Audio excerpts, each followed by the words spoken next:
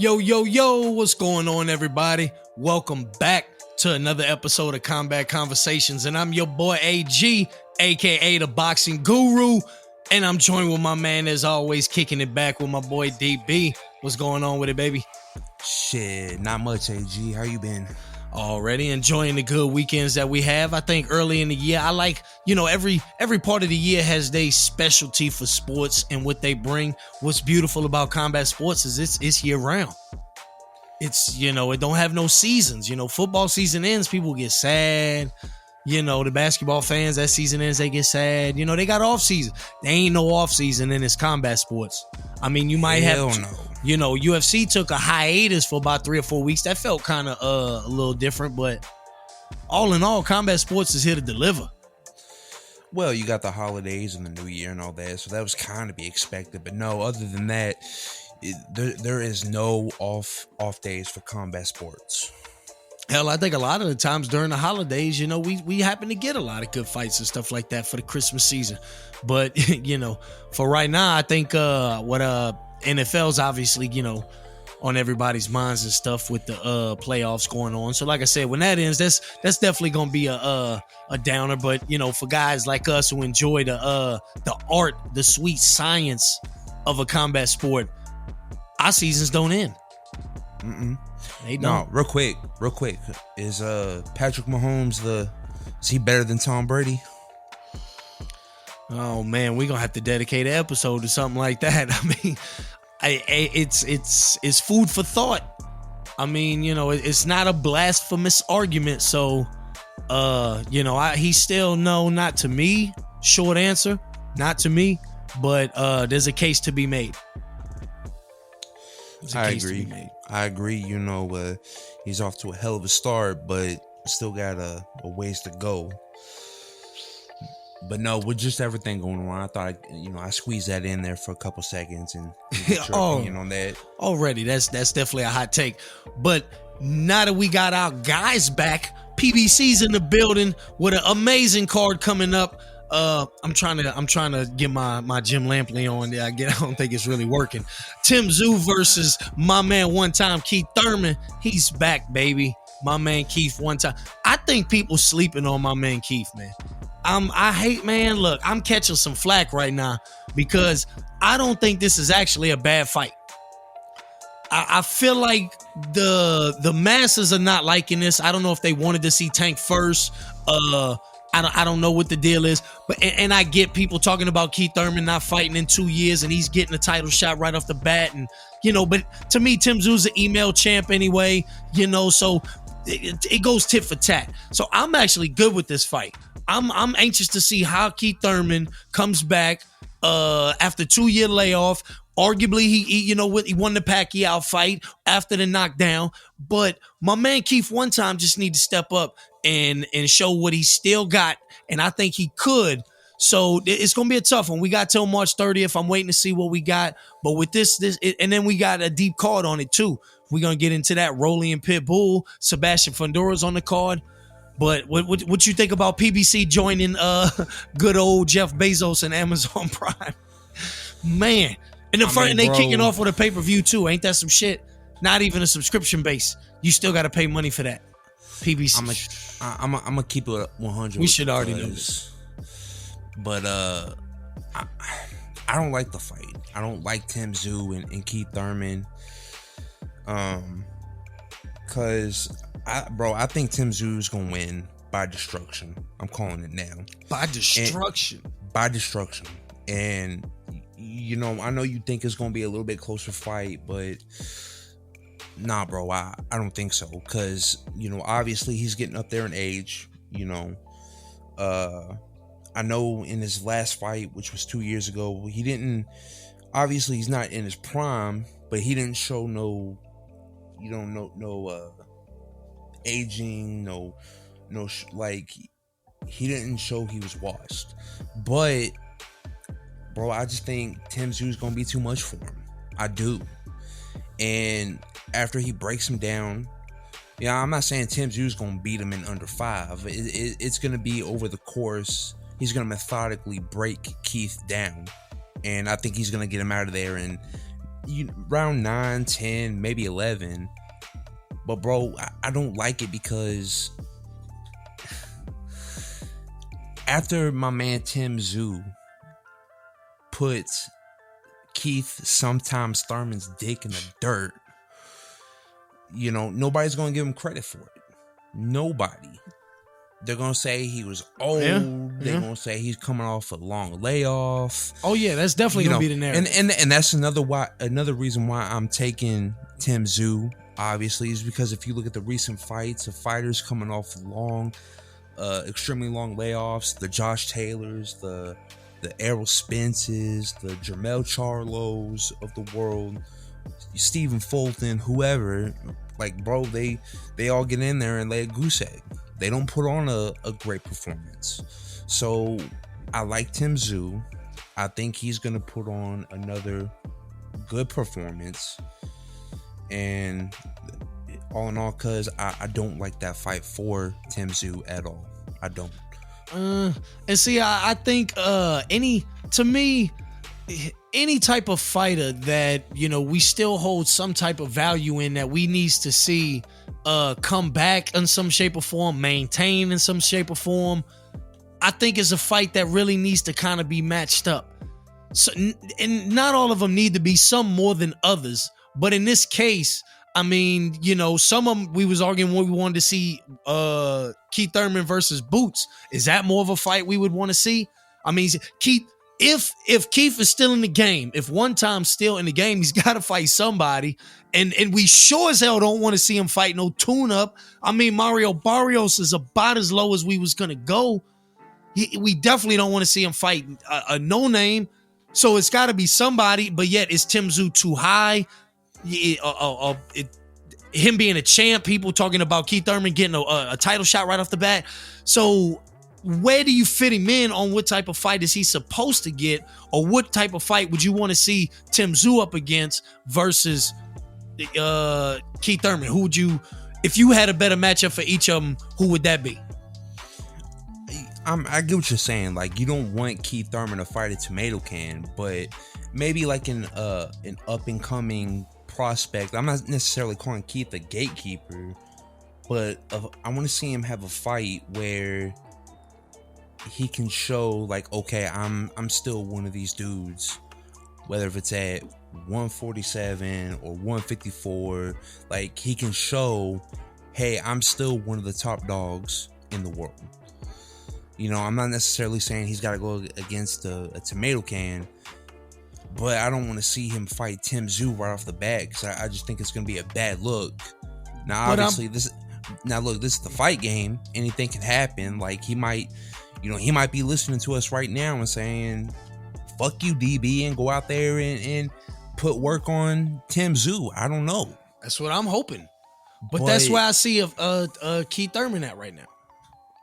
I want to see a fight that'll end something. Because if Keith Thurman gets destroyed by destruction by Tim Tszyu, like you predict, and you predict very much what comes out of it, then Keith is done. We done with him. That's it. Write him off. We don't really need to see him anymore.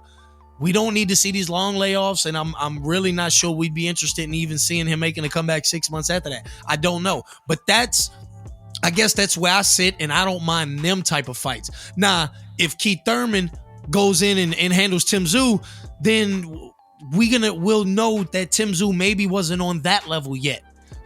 Maybe if Jermell would have got a chance at him, maybe Jermell might have actually got him good at 154. Like, that's too, we don't know. Tim Tszyu hasn't really been blowing minds away like say a Boots has.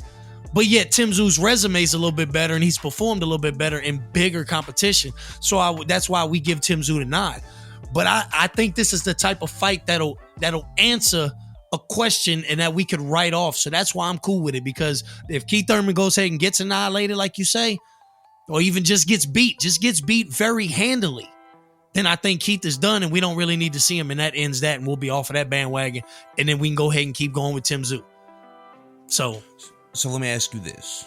Since you think this is a solid scrap, a good scrap, if Tim Tszyu dominates like you said, in the way I predicted, or even beats him handedly, is anything going to change your thoughts on Tim Tszyu that you haven't already thought already? Yes. If he goes up in there and does and beats the dog shit out of I might be over exaggerating, but yes, if he goes up in there and just straight up 8-9 pieces him, and say that he don't knock him out, but he just wins 9, 10, 11 rounds, clearly decisive where it ain't close, then I'm giving Tim Tszyu his props, because he's done what nobody else has done. Nobody's actually mobbed Keith Thurman down like that. Like you said, Pacquiao got the shot in and he lost that fight, but again, another arguable fight. Nobody's ever did Keith Thurman like that. So nobody's ever cooked him. And if Tim Tszyu can go up in there and cook him, he's gonna get my respect. I'm raising the bar on him. Maybe you won't, maybe others won't, but hey, I guess that's what little bit of stock I have left in Keith Thurman, and it's either gonna end or it's gonna show that Keith still got a little bit in the tank. And we gonna ride this one out. Don't know, but PBC's banking on it.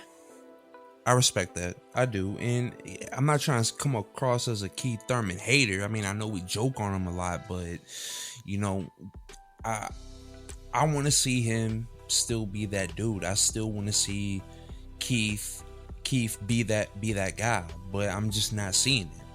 And as I'm looking into my nobody's seeing it. It's been 2 years.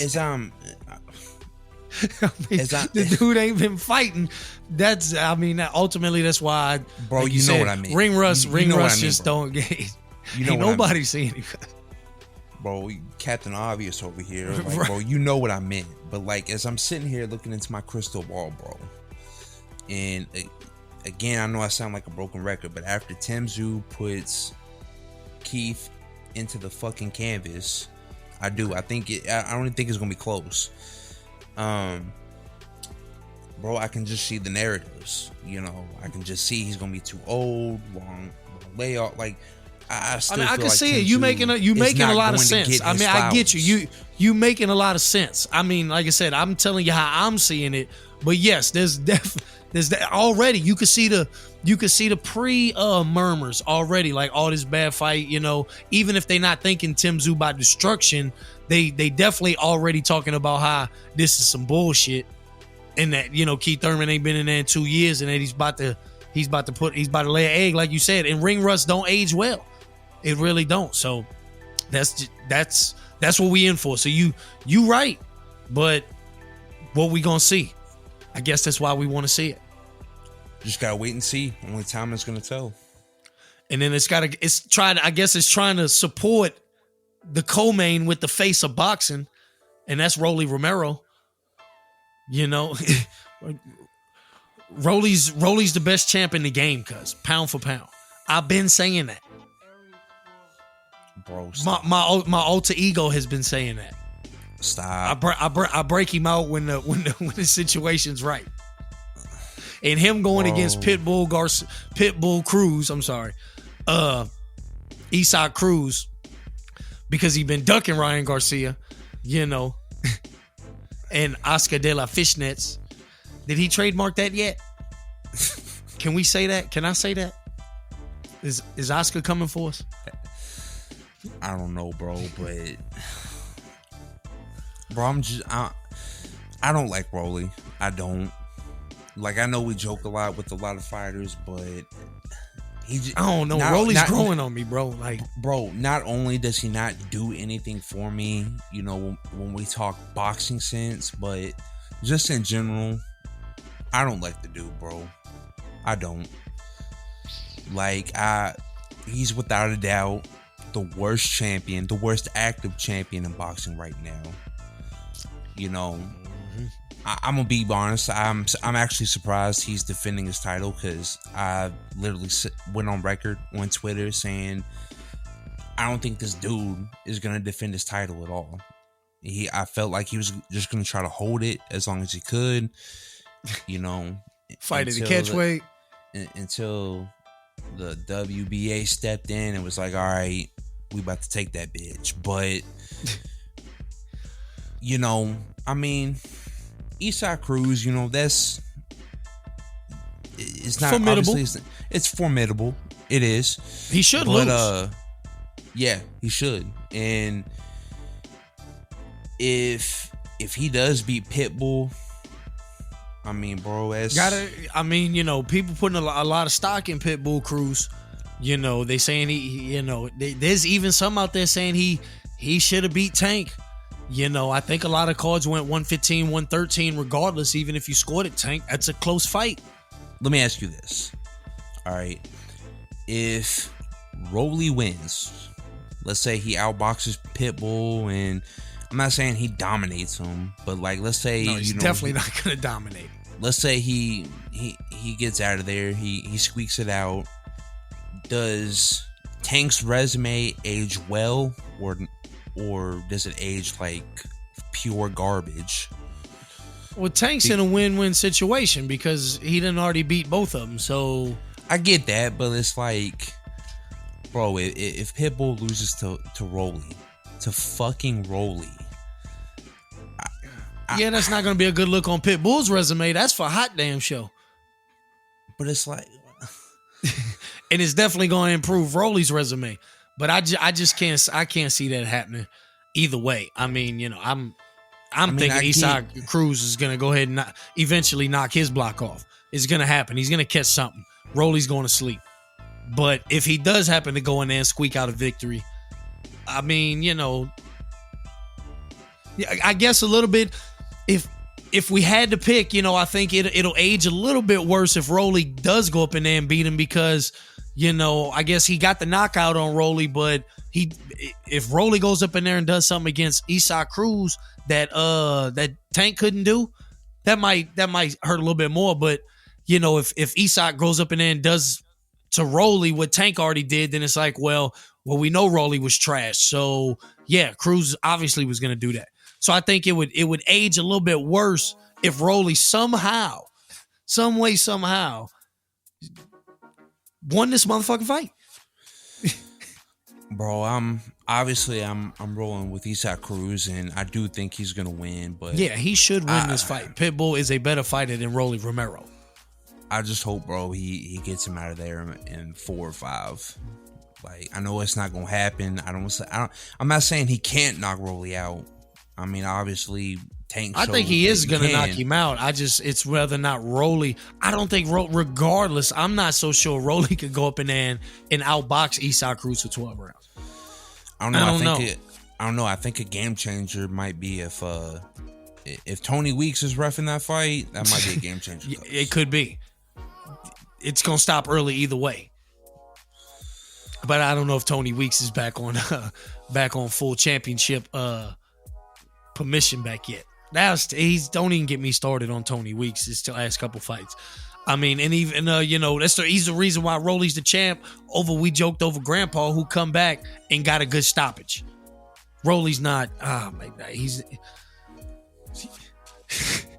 Rolly needs to be stopped in any way, shape, or form, and it's not gonna stop with a knockout regardless, because we thought it would stop with Tank, but it's not.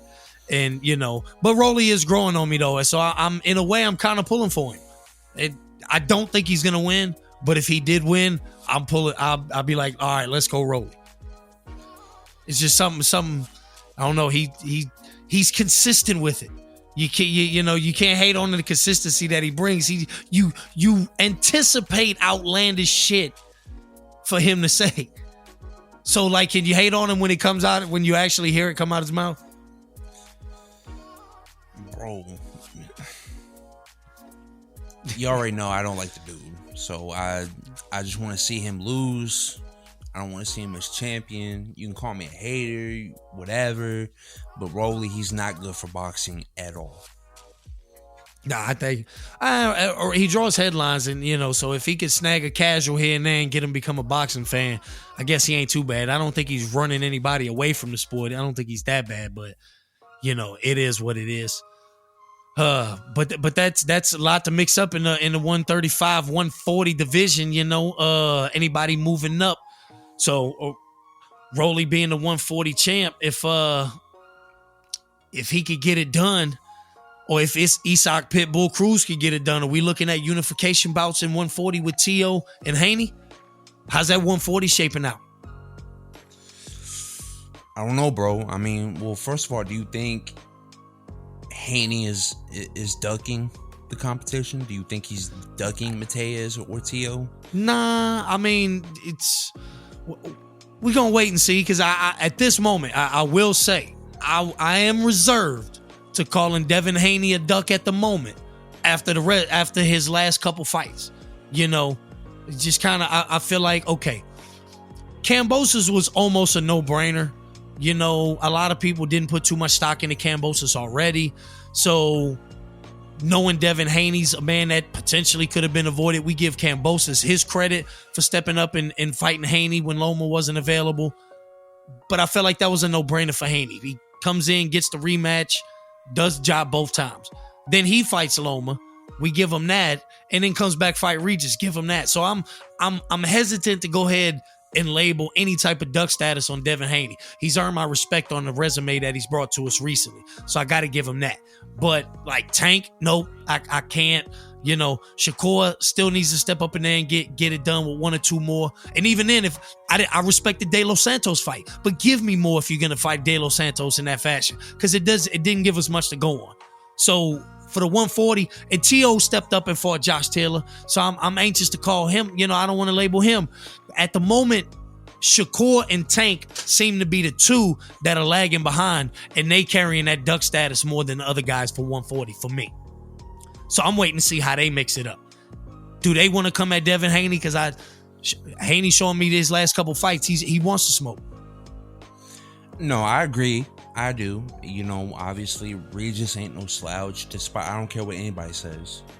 You know, that was a tough fight not a tough fight for him. He went in there and whooped his ass, but not too many people are taking on Regis Prograis. You know, not too many people are taking on this Vasily Lomachenko. So I'm not necessarily saying he was a duck, but it's just like, you know, you look on Twitter, really any social media, and you see the bullshit that goes on between, you know, Bill Haney Promotions and, you know, Tank, and who's ducking who, and they both be on that bullshit. And, you know, there's been a couple times, you know, throughout the last couple years where Tio and Devin have kind of done the same thing. You know, Tio's done some things where it looks like he's ducking Devin Haney. Devin's kind of done some things that makes it look like he's ducking Teofimo. You know, and again, you know, this is the current state of boxing, but I just wanted to ask you and think, like, right now at this stage in Devin's career, is he kind of cherry picking some fights, like not necessarily tomato cans, but like good fights, but obviously we still expect a win from him? Or is he trying to make the big fights like he says he is, and it's just that not a lot of his contemporaries are stepping to the plate? Because I don't know if you saw it, but on Twitter, and I even X, I still call it Twitter, because it's X. On Twitter, X, you know, I reposted a video of where Tank's trainer Calvin Ford is literally on camera, on record, saying, like, why would we put Tank in the ring with Shakur when he's not going to allow Tank to do what he does? But like, I don't know who else needs, I don't know what Tank fans need to hear, but that's practically saying you are ducking. Yeah, like, in so many words. Yeah, he don't want the fight. Words. He knows he won't succeed. Exactly. So I don't know. Why put my guy in a situation where he can't do what he does best, and that's win his way? And it's gonna be too difficult to overcome to win another way. That's basically what he's saying in so many words. Like, it just, like you said, why would I put my guy in a situation where he can't do his thing? That's not what you want to hear from your trainer. No. So I think them two need to mix it up, because I like the old school 135 beef that Devin Haney and T.O. had. Bring that up to 140. I'm cool with it. You know, both of y'all a little bit better in shape at 140. Hell, if y'all even feel like something silly and go, I think when it comes to certain fights, it's a mixture, like we talked about with Tank and Ryan Garcia, how both of them stepped in. that no belt was on the line. But look at that. We talked about if that pay-per-view did 800,000-900,000, that was a good mark. Apparently, it come in official like 1.3, 1.4. I mean, so it hella successful. So the right dance partner is really what's going to sell the fight. The belt just will push it over the top. Or if it's undisputed, it pushes it over the top. But essentially, regardless, I think the whole belts don't matter argument come from, we're willing to see the fight, even if the belt's not on the line. For certain fighters, we would, if Devin Haney and Tank, Devin Haney and Tank. But I was going to say Tio. If Devin Haney and Tio some way wanted to mix it up at a catch weight where that belt wasn't particularly on the line, which what we hearing from Tim Tszyu and Keith Thurman, apparently 155 catch weight, no belt on the line, no confirmation on that. But if Tio and Devin would have mixed it up, I think we would still be anxious to see the fight, and we want it. It answers questions. But you always going to leave that what if, should have been at 147 for a belt, should have been at 140 for a belt. The catch weight don't, that rehydration clauses, that always puts asterisks by people's victories and shit for fans. I get it. And I agree. That's the fight I want to mix it up, and I want to see Tank and Shakur go at it. But Calvin Ford ain't willing to make that happen. No, not at all. And I do agree with you on everything that you just said. And we already know that fight would sell. We do because, Tio, he's got a personality. We know his dad likes to talk, and his dad does a great job selling fights. We know Devin Haney's dad, Bill, does the same thing. That build-up would be epic. Dude, that build-up would be epic. Like, those two alone, Devin Haney, or not Devin Haney, but his dad, Bill Haney, and Tio Sr., I mean, those two alone would just sell the fight. Tio and Devin really wouldn't have to do anything. They do, that's just icing on the cake. Those two alone would sell the fight. And like you said, Tio obviously beating Josh Taylor, that makes him the lineal champion at 140. He's the guy, based off that. But then, a lot of people, myself included, I think Devin's the dude at 140. So yes, that fight is another fight that boxing needs. Hopefully we can get it this year. I doubt it, but you never know. There's a lot to be mixed up, and especially with the 140 belt being on the line coming this early March, late March, I should say, with Rolly and Pitbull on the line. So it's still interesting to see, and there's a lot surrounding that 140 division. Big time. And then this weekend, we got my man's back, Jaime Munguia, taking on John Ryder. This is a I don't know fight. I'm anxious to see Jaime Munguia step it up. I mean, we've been crying for him to step it up in his game in competition. For how long now? Like, he has very little. He's an undefeated fighter, a Mexican undefeated fighter, over 40 fights, but yet for some reason his stock is just cheap as hell. Ain't nobody buying his stock. And they don't even want to see to me, nobody. I'll give you another great example. This is another great example of what I was talking about with Tim Tszyu and Keith Thurman. This fight just answers questions. Yes, we want to see the Benavidez fight with Canelo. So a few other fights we may want to see first. But if Jaime Munguia wins against John Ryder and Jaime Munguia is next in line to fight Canelo, I'm cool with that. That's a fight that I would want to see because that'll answer questions. If Canelo goes up in there and annihilates Munguia and gets him out, bam, that answers the question. Jaime Munguia is not what we thought. Even if some thought he was, obviously you're gonna have people say that he's not what he is now. He's gonna get annihilated. Okay, that's cool. Have that opinion, but now it's confirmed. It's a unanimous decision. Bam, end it. Exclamation mark, stamp of approval, go home. Like, there's no more debate about it in that question. That's why I'm cool with seeing Jaime Munguia fight Canelo if that fight was to make fruition. If he goes up in there and beats John Ryder and does something that Canelo couldn't do and knock him out, I'm anxious to see that fight come Cinco de Mayo. I mean, well, first of all, bro, like, I don't really, when the fight was first announced, I don't really remember you saying, like, it's a fight that answers questions. I remember you saying something. Not this fight. I'm talking about Canelo. If Canelo and Jaime Munguia fought. Okay. I was about to say it because I remember you saying like just let him go ahead and take that ass whooping and get it out of the way and. Yeah, because I'm anxious to see people don't want to see the Munguia Canelo fight. I'm fine with seeing that. Yes, ultimately I want Benavidez, but if that's the Cinco de Mayo fight, and then we might Canelo fight back in September, late 24 against Benavidez, it's still building up to Benavidez. But if I'd rather see, honestly, personally, I'd rather see Jaime Munguia than Jamal Charlo, because at least Jaime Munguia's been active. Fighting.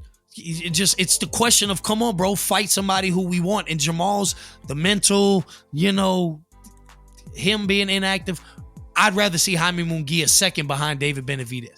And to your point, what you was about to say, and then you can go ahead and let Ryder take his ass whipping, his little butt whipping. That way, the Munguia stock is a little bit higher for the Canelo fight. That's what I was talking about. Let him go up in there and get his ass whipping. And end the John Ryder conversation. I mean, I don't know. I like Ryder. Obviously, I'm not gonna say he got whooped. Well, he did kind of get whooped against Canelo, but he didn't do much. He went out there. No, but I feel like he held his own. If that saying anything. Well, that's what I'm saying. Like, even though he was getting his ass whooped, I mean, he was still coming forward. He was still game to fight, And you look at Jaime Munguia's last fight, and it's like, I don't know, bro. I don't know. I just, for whatever reason, I like John Ryder. You think John Ryder's gonna take it this weekend? Yeah, dude. Okay. It's definitely gonna be a fight. That it's not a bad one. It's I guess it's a B+ fight. That's it. It's not an A fight at all. But I take it as a B. Some might label it as a C. I don't think this is a C fight at all. I think two B fighters coming together make a B fight. Straight up. And I B fights is we cool.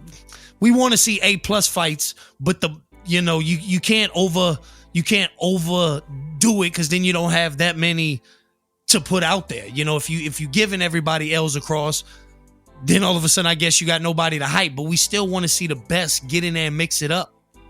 So at this point, you got a B fight. I'll take a B fight because that'll answer some questions, and then I want to get the A fight next. There's a lot to be said at 168. Okay. There's a lot to be said. Nope, I agree. And then lastly, for the boxing, so we can clean up. We 3 weeks away from Fury and Usyk, bro. I can't wait. Just 3 weeks, bro. Nothing. We need nothing to interrupt this fight. I need this fight. Oh, I know you do. I need to have too. Heavyweight undisputed. We need this fight as fans. This fight will be epic. And the closer it gets, the more I'm just getting confident in Usyk. I don't know. I'm still confident in picking Fury. I am.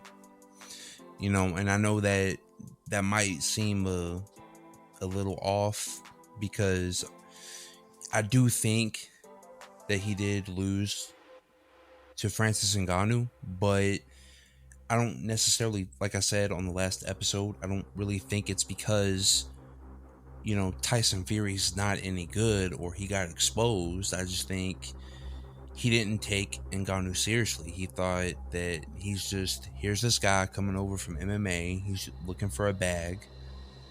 And that wasn't the case at all.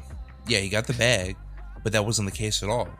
And he got lucky. I felt like he did. He got lucky. He got by the skin of his teeth. He walked by out the skin of his britches.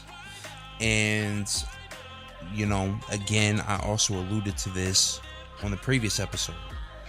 You go back to the build up to the Ngannou fights, really his last couple fights, and you look at how he's always posting on social media. He's always, talking trash. I mean, I get that typical Fury behavior, but it's like, I've always said a focused Fury is a dangerous Fury. And I feel like with him not being as active on social media, with him, not too many things are coming out of camp, I feel like this is a good sign that he's taking it seriously, and for good reason. And I feel like I just feel like it makes me confident into picking Fury. And I told you earlier in the year, because we talked about it, and I think he's gonna rewind the clocks, and I think he's gonna take it back to the time he fought and beat Vladimir Klitschko. I think that's the game plan he's going to use.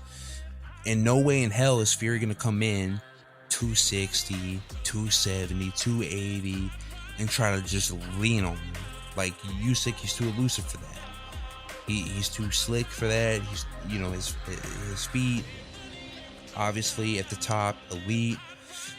And I feel like Fury is going to do a lot more boxing as opposed to fighting like he had to do with Ngannou and Wilder. He's gonna have to, because Usyk's gonna make him use them feet, gonna make him use them legs.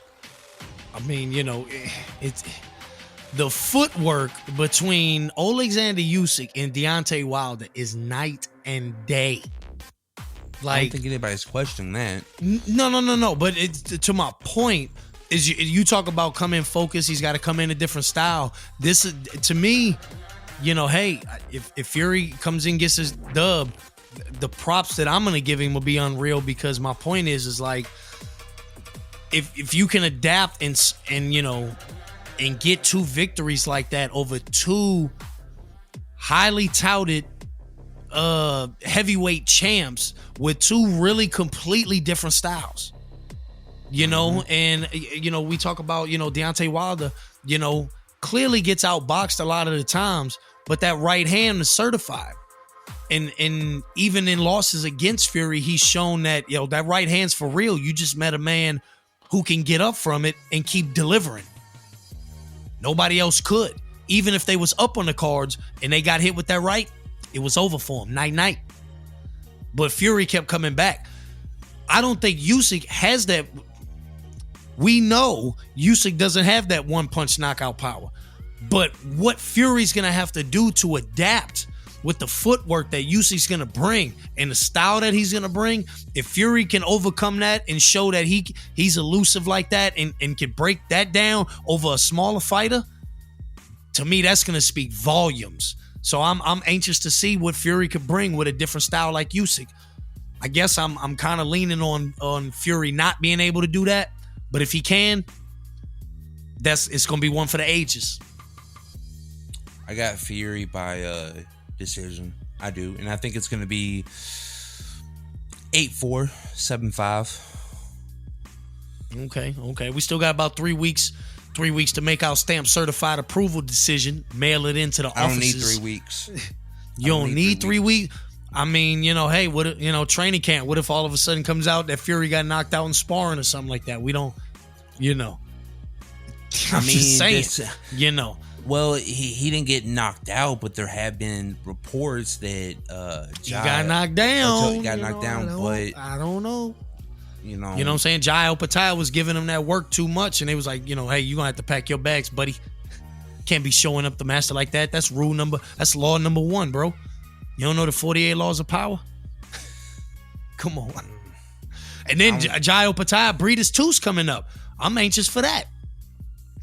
I think Jai's gonna handle Breeders. He should. I think Jai's getting better with every fight.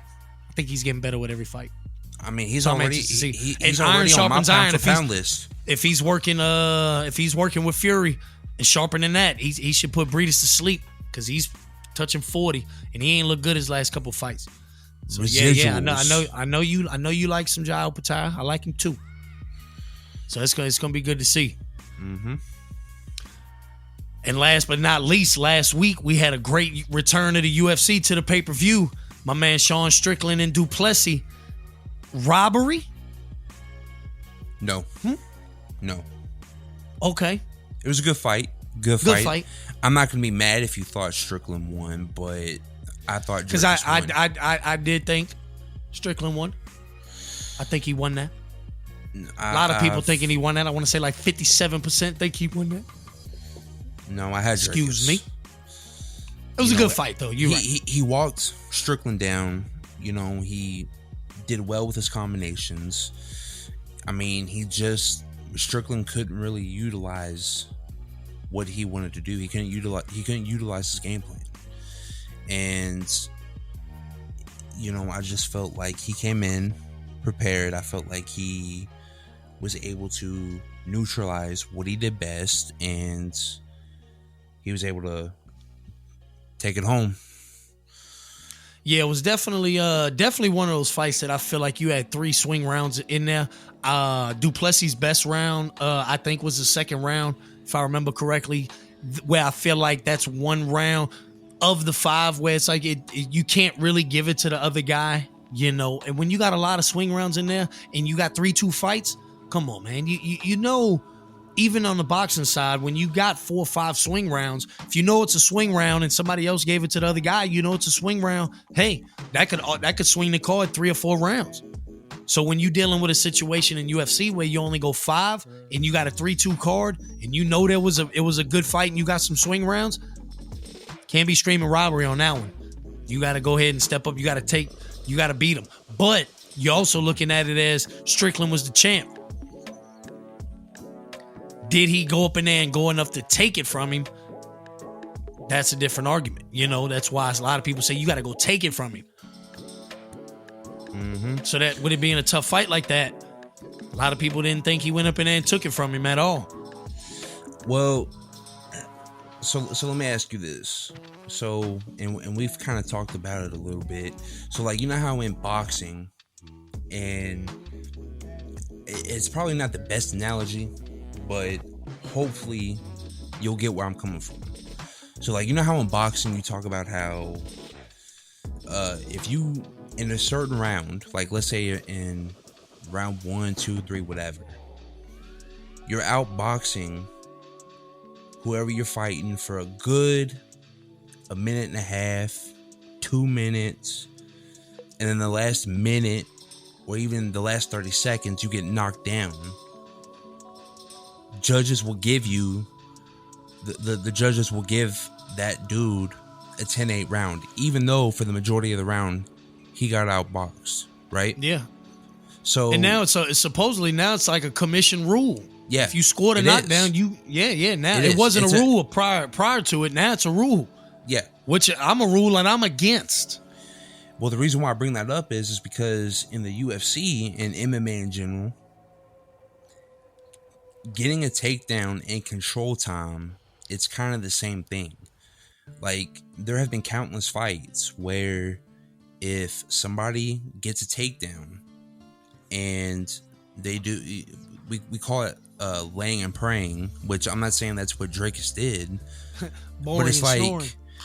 when you get a takedown and when you have control time for 2 minutes, 3 minutes, like for the majority of the fight, and I'm not saying again that's what happened, but he did have obviously a lot more control time, because I don't think Strickland had any, if my memory serves me correct. Mm-mm. I just feel that, along with the damage that Strickland took, and I felt like Drakus had the bigger moments, the bigger punches. Not saying, and I get it, Drakus, he wasn't looking that much prettier either. I mean, he got that Josh Taylor treatment from Regis Prograis. He had a big old baseball sized bruise on his eye. Mm-hmm. So I just feel like that, mixed with what Drakus was able to do. Like I said, he was able to walk Sean Strickland down, utilize his combinations really well, and that control time, I felt like that's what gave him the nod over Strickland. That all makes sense. That's a good pointers to put in. What's next for Duplessis? What's next for my man Drakus? I know you don't like Izzy, bro, but I feel like the man gets his way every time. Okay, but he's man, lose automatically number one contender, fight back, get the rematch if he won't fight back, get the rematch. I mean, how's that any different in boxing? But he is cold though. Fundora got knocked the fuck out, and he's getting a title shot. Keith Thurman, who hasn't fought in 2 years, is fighting Tim Tszyu, possibly for a title. We don't know if it's for a title or if it's a catchweight. I hope it's for the title. I want to see Keith Thurman be a champ again. Shit.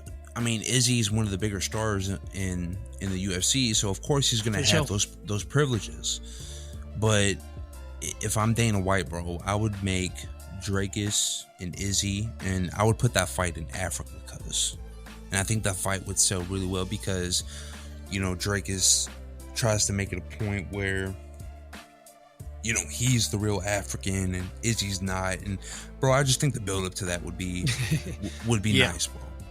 I do. And to have it in Africa, you know, I'm not saying it's George Foreman and Ali Rumble in the Jungle. I'm not saying it's that, but I do think. No, but it's got a deeper meaning. Yeah, it does. So that's a fight we definitely would be up to see. Well, it's been a good episode with you, bro. Oh, you know what I'm saying? As always, you know, you can definitely check us out. We on all the major podcast platforms, Apple Music, Spotify, even on YouTube. Make sure y'all check us out on Facebook. Follow us on Twitter at Don Malone, at Boxing and Bourbon. I've been your boy AG. And I'm your boy DB. Peace.